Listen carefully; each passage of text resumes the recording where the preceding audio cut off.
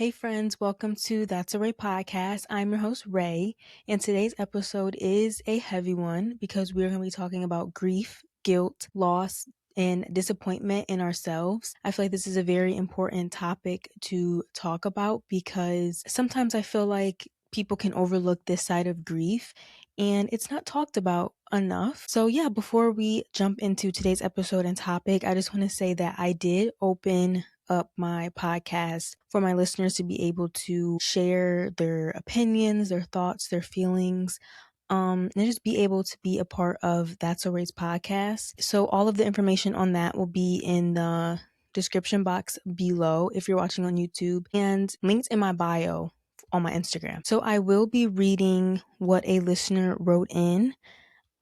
So she recently lost 3 people in the past few months. 2 of them she was very close friends with from high school. And after graduation, life naturally pulled them in different directions, college, distance, and life in general. And over time, they drifted apart without any conflict or falling out. Now she's sitting with a lot of guilt and disappointment in herself for not staying in touch, especially now that it's too late to go back. She's also wondering how to reconnect with people without it feeling awkward, and how to make sure she doesn't lose more connections moving forward. First off, I want to say that I am so sorry for your losses, and it's never easy dealing with loss. Thank you for sharing your story with us. I definitely can relate to this as well. I completely understand the hurt, the guilt, and the disappointment. You are definitely not alone in this. I think that there is a lot of people who can relate to this and feel the exact same way. So I will get into how to handle guilt, disappointment, and how to reconnect with people. Once you graduate high school, your life is changed. You're in a whole new world. You may move away to a college that is miles away from your home, so you're no longer close to your friends anymore. You can't see them every day or every other day. And then the communication gets a little tricky because you have new responsibility, you have new friends, you have all of these things going on in your life that you don't have the same communication as you did when you were in high school. You see these people every single day, so you can talk to them every single day. And then you can text them after school. But now that, you're on a whole new season of life and you're in a whole new spot, it's kind of hard to get back to how it used to be. And it doesn't mean that you don't care about the friendship or you don't care to rekindle the friendship. It just, harder now with everything going on. And once you lose someone very close to you, that guilt kicks in immediately and you start thinking about what you should have did. I think that we care so deeply about the people close to you and the people that you lose, that's why we get this guilt and we get disappointed in ourselves when we don't reach out or we didn't reach out. You wouldn't be feeling the weight that you're feeling now if you didn't care. And the guilt that you're carrying is evidence that the relationship mattered to you. And I think when you look at it like that, you just kind of see everything differently.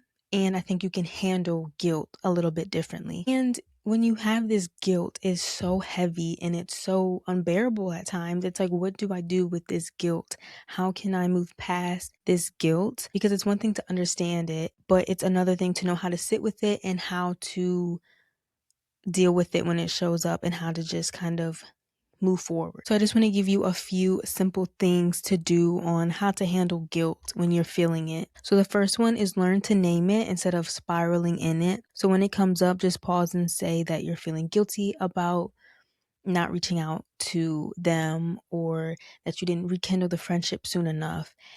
And acknowledge that the reason why you feel this guilt is because you care and it's not because you intentionally did it. So you don't have to wrestle or push the guilt away, but just acknowledge it and, see why you're feeling this guilt and where it's coming from. And then the third one is try to stop replaying the perfect version of the past.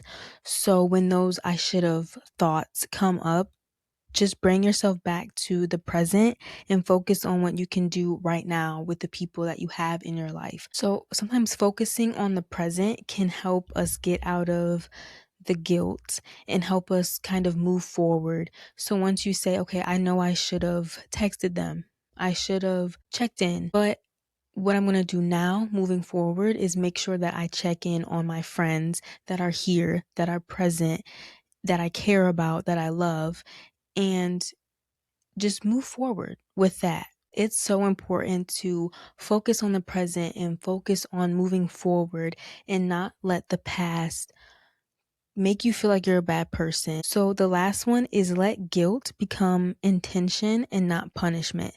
So if you find yourself sitting in this guilt and you're feeling guilty, instead of letting the guilt control you and how you see yourself and how you see the situations, let it move you forward and get you out of being stuck in the negative thoughts and the negative guilt. So to simply put it, hold on to the reminder to reach out, to be present, to tell people you love them while you can, but let go of the guilt that keeps you trapped in the past. I think guilt can sometimes hold us back from being fully present, because anytime negative thoughts are in your mind, it can hold you hostage and it can keep you from doing the things that you want to do because those negative thoughts keep coming back. But you have to push past those negative thoughts and just focus on the positive. So now I want to get into grief and disappointment. I think that grief has a way of zooming in on the things that we didn't do, and it completely blurs out the things that we did do. That's when grief can be so tricky, because grief will have you feeling guilty.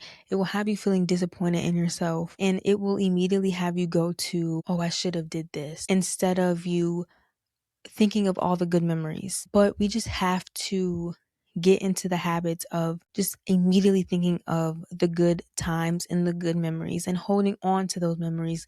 I think those memories will help you get through, and it will make things a little bit easier. And I think it's so easy for us to be disappointed in ourselves when times like this happens, because like I keep saying, the what ifs, the I should haves just keep coming into play and keep going back and forth in our minds. And it's so hard for us to get out of that. Okay, so now I want to get into how to reconnect with people without it being awkward. So it is okay for it to feel awkward and for it to feel unfamiliar, because it's been so long, so much time has passed, everyone has changed, so you don't know how the dynamic may be, and not every connection will go back to how it used to be.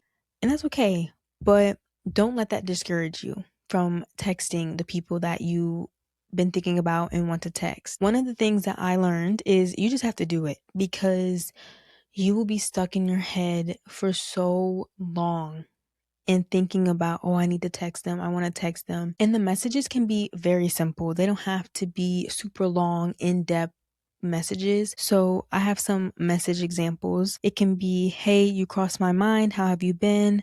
It's been a while, but I love to catch up if you're open.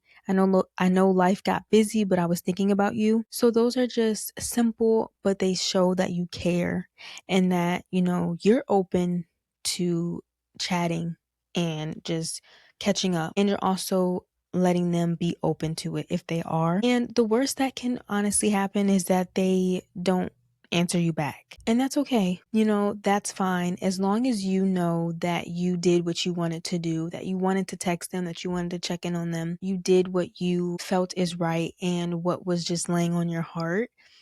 So don't worry about the what ifs, the what if they don't text back, or what if they think it's weird. If you want to check in on them, if you want to text them, go for it. Just do it.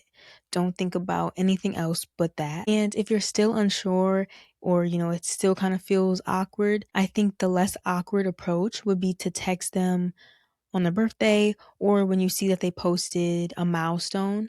I feel like it's less awkward and it's less random by you doing that. So you can try that to see if that works. And then once you send that initial check-in message, I think it will become a little bit easier to just occasionally check in on them. And hopefully, you get a chance to have a really good conversation with them. One thing that I realized while writing these notes on this topic is that grief will have us feeling so many different emotions. And one thing we can't do is let guilt freeze us or trick us into thinking that we're a bad person. If you are feeling guilty for not communicating or staying in touch with someone that is no longer with us, you are not a bad person. Something important to know and that you should hold on to is connect with the people you still can connect with, and know that it's okay to feel these emotions, and not to push these emotions away. So before I end this episode, I just want to say that I'm praying this episode helps